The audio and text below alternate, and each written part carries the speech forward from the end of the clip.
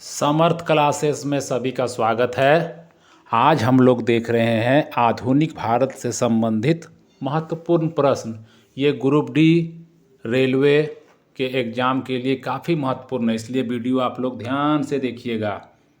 क्या है पहला प्रश्न कि महात्मा गांधी ने सत्याग्रह क्रियाविधि सबसे पहले कहाँ प्रयोग की, माने सत्याग्रह का प्रयोग सबसे पहले प्रयोग कहाँ किया गया? तो आंसर होता है इसका चंपारण। ठीक है। सेकंड क्वेश्चन, अंग्रेज पुलिस अफसर कैप्टन सॉन्डर्स किसके द्वारा गोली से मारा गया? मतलब कैप्टन सैंडर्स को किसने गोली से मारे? तो इसका आंसर हो जाएगा भगत सिंह ने। तीसरा नंबर क्वेश्चन है, जय हिंद का नारा, जय हिंद का नारा किसने दिया? तो जय हिंद का नारा दिए थे सुभाष चंद्र बोस ने। चौथा नंबर है, किस वर्ष मुस्लिम लीग ने एक पृथक राष्ट्र का संकल्प स्वीकार किया? मुस्लिम लीग ने किस वर्ष एक अलग राष्ट्र का संकल्प स्वीकार किया था या पाकिस्तान प्रस्ताव पारित किया था? तो 1940 में। वर्ष 1947 के बाद निम्नलिखित में किस राज्य को भारतीय संघ में सैनिक कार्रवाई के द्वारा बलपूर्वक मिलाया गया? तो किस राज्य को? बहुत इंपॉर्टेंट क्वेश्चन है। तो हैदराबाद को जो है बलपूर्वक मिलाया गया 1947 में। 6 नंबर क्वेश्चन, किसने कहा था तुम मुझे खून दो मैं तुम्हें आज़ादी दूंगा? तो सुभाष चंद्र बोस। बहुत ही आसान सा क्वेश्चन है। चलिए आगे देखते हैं। देशबंधु की उपाधि संबंधित है किससे? तो चित्तरंजन दास या CR दास, उसी को कहा जाता है चित्तरंजन दास।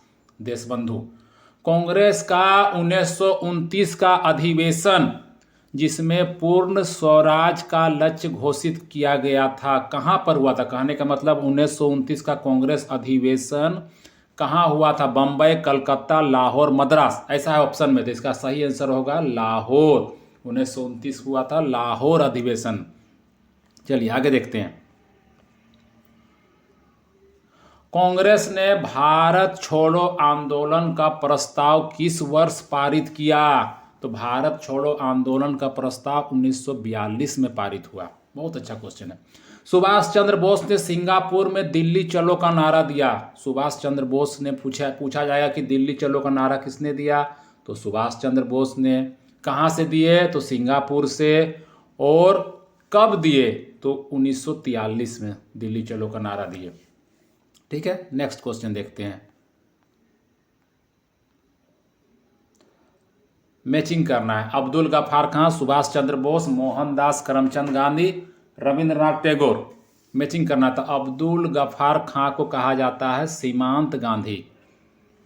अब्दुल गफ्फार। सुभाष चंद्र बोस को कहा जाता है नेताजी, यानी 3 नंबर। मोहनदास करमचंद गांधी क्या कहा जाता है? इन्हें कहा जाता है महात्मा गांधी। और लास्ट है रविंद्रनाथ टैगोर, इसे कहा जाता है गुरुदेव। इस तरह मिलान करना है, यानी इसका सही आंसर क्या हो जाएगा? बी।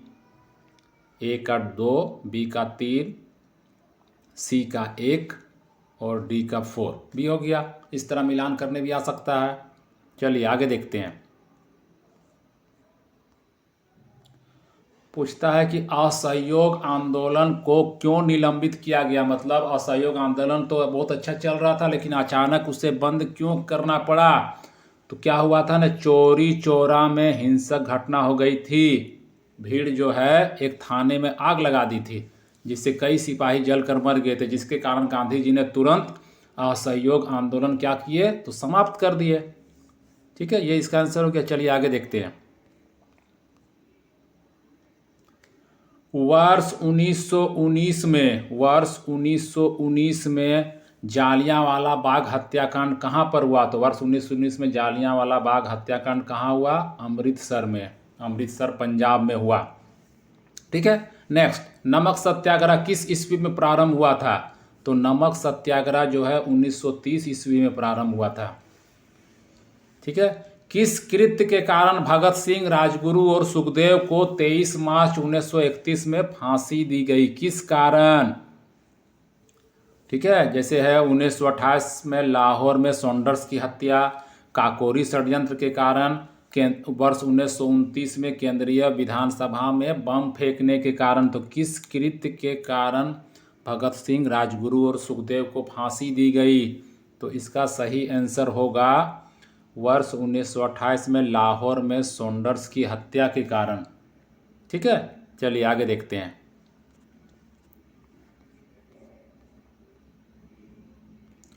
किस अधिनियम के तहत बिना मुकदमा और दोष सिद्धि के ही विधि न्यायालय ने किसी भी व्यक्ति को कैद करने का प्राधिकार सरकार को दिया था? बोलता है कि किस अधिनियम के तहत। ठीक है, तो इसका हम लोग सही आंसर देंगे वर्ष 1919 का रॉलेट अधिनियम। रॉलेट अधिनियम के तहत डायरेक्ट किसी व्यक्ति को कैद करने का अधिकार सरकार को दिया गया था। मतलब नो वकील, नो अपील, नो दलील इसे कहा जाता है। ठीक है, चलिए आगे देखते हैं। गांधी इरविन समझौता किससे संबंधित है? गांधी इरविन समझौता 5 मार्च 1931 में हुआ था। किससे संबंधित है? तो सविनय अवज्ञा आंदोलन से संबंधित है। गांधी और इरविन में समझौते हुए थे। चलिए आगे, 18 नंबर प्रश्न। स्वतंत्र भारत के प्रथम गवर्नर जनरल कौन बने? तो स्वतंत्र भारत के प्रथम गवर्नर जनरल बने लॉर्ड माउंटबेटन। किस अधिनियम में पहली बार भारत के लिए संघीय संरचना प्रस्तुत की गई? किस अधिनियम में पहली बार भारत के लिए संघीय संरचना प्रस्तुत की गई? तो 1935 का अधिनियम के तहत पहली बार संघीय संरचना प्रस्तुत की गई। काकोरी ट्रेन डकैती कांड के नायक कौन थे? काकोरी ट्रेन डकैती कांड के नायक कौन थे? तो राम प्रसाद बिस्मिल। इसके मुख्य नायक थे राम प्रसाद बिस्मिल। चलिए आगे देखते हैं। 1919 के अधिनियम में द्वैध शासन धारणा को जिस व्यक्ति ने परिचित कराया वे कौन थे? वे कौन थे? मॉन्टेग्यू, मिंटो, तेज बहादुर सप्रू, चेम्सफोर्ड। तो द्वैध शासन प्रणाली का मानना है लॉर्ड चेम्सफोर्ड, यानी कि डी नंबर आंसर। किसने 23 फरवरी 1946 को रॉयल इंडियन नेवी के विद्रोहियों को आत्मसमर्पण के लिए राजी किया? ये बहुत इंपॉर्टेंट क्वेश्चन है। रॉयल इंडियन नेवी के विद्रोहियों को आत्मसमर्पण करने के लिए राजी किया? तो महात्मा गांधी नहीं, जवाहरलाल नेहरू नहीं, ये सी नंबर आपको मारना है, वल्लभ भाई पटेल और मोहम्मद अली जिन्ना। ठीक है, ये दोनों नहीं मिलकर इसे आत्मसमर्पण के लिए राजी किया। नेक्स्ट देखते हैं आगे, 23 नंबर। 20 सितंबर 1932 को यरवदा जेल में महात्मा गांधी ने आमरण अनशन किसके विरोध में किया था? 23 नंबर क्वेश्चन देखिए। यरवदा जेल में जो महात्मा गांधी ने आमरण अनशन किए थे, किस चीज के विरोध किए थे? तो इसका होगा रेमसे मैकडोनाल्ड के सांप्रदायिक पंचाट के विरोध में। सांप्रदायिक पंचाट जो लाए थे उसके विरोध में गांधी जी ने आमरण अनशन किए थे। चलिए आगे, 1939 में पहली बार महात्मा गांधी ने देशी राज्यों में नियंत्रित जनसंघर्ष चलाने की विशेष तकनीक को अपनाया। उन्होंने अपने एक निकट सहयोगी को सत्याग्रह करने की इजाज़त दी गांधी जी ने। वह निकट सहयोगी पूछता है कौन थे? ठीक है, मैसूर में केटिस, भाष्यम, जयपुर में जमनालाल बजाज, धैनकलाल में नेबा कृष्ण चौधरी, राजकोट में वल्लभ भाई पटेल। तो देशी राज्यों में नियंत्रित जनसंघर्ष चलाने की विशेष तकनीक को अपनाया। उन्होंने अपने एक निकट सहयोगी को सत्याग्रह करने की इजाज़त दी। वह कौन थे? तो राजकोट में वल्लभ भाई पटेल, इन्हें इजाज़त दी गई थी।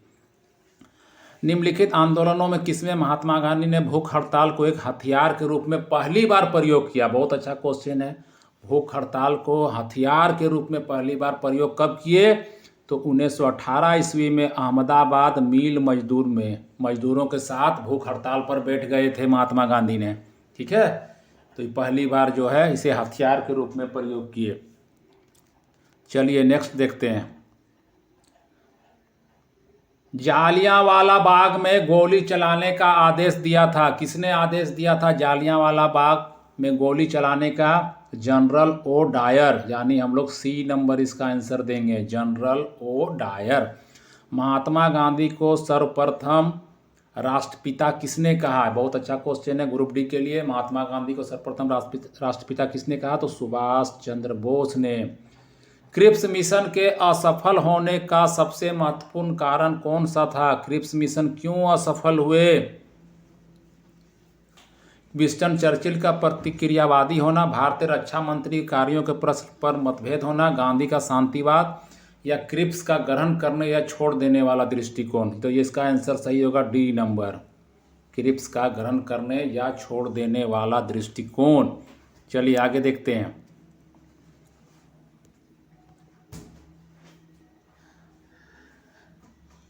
भारतीय राष्ट्रीय कांग्रेस में सबसे अधिक समय तक अध्यक्ष कौन रहे? भारतीय राष्ट्रीय कांग्रेस में सबसे अधिक समय तक अध्यक्ष रहे अबुल कलाम आज़ाद, सबसे अधिक समय तक अध्यक्ष रहे। ठीक है, आगे 15 अगस्त 1947 को भारत ने अपनी पहली आज़ादी का जश्न मनाया, तब महात्मा गांधी थे? पूछते हैं उस समय महात्मा गांधी कहाँ थे? जब आज़ादी का पहला जश्न मनाया गया तब महात्मा गांधी कहाँ थे? तो उस समय महात्मा गांधी कोलकाता में थे। भारत एवं पाकिस्तान का विभाजन किस योजना के तहत हुआ? भारत और पाकिस्तान का विभाजन किस योजना के तहत हुआ? तो इसका सही आंसर देंगे माउंटबेटन योजना। महात्मा गांधी की हत्या कब हुई थी? महात्मा गांधी की हत्या पूछ रहा था, इसकी हत्या हुई थी 30 जनवरी 1948। महात्मा गांधी की हत्या हुई थी 30 जनवरी 1948। कौन सा भारतीय स्वतंत्र भारत का पहला गवर्नर जनरल बना? भारतीय पूछ रहा है इस बार, तो जब भारतीय पूछा जाएगा तो हम लोग देंगे सी राजगोपालाचारी, सी राजगोपालाचारी। 34 नंबर, कायदे आजम किसे कहा जाता है?